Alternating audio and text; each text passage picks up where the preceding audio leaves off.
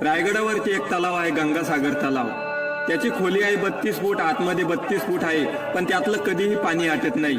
रायगडावरती 6 जूनला राज्याभिषेक झाला होता. 6 जूनला यावर्षी 8 लाख लोकांनी रायगडावरती गर्दी केली होती, कारण की 350वा राज्याभिषेक यावर्षी झाला. राज्याभिषेकासाठी जेवढे शिवभक्त आले होते ना, यांना पिण्यासाठी पाणी वापरलं गेलं, पण या गंगासागर मधलं पाणी संपलं नाही. राजांच्या राज्याभिषेकाला 350 वर्षापूर्वी काशीहून गागाभट आले होते. गागाभट यांनी 7 नद्याचे पाणी आणले.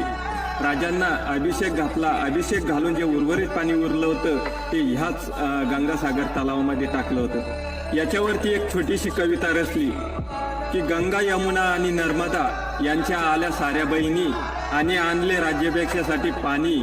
घरे झाले तीर्थाची घरं, नाव त्यांची गंगासागर.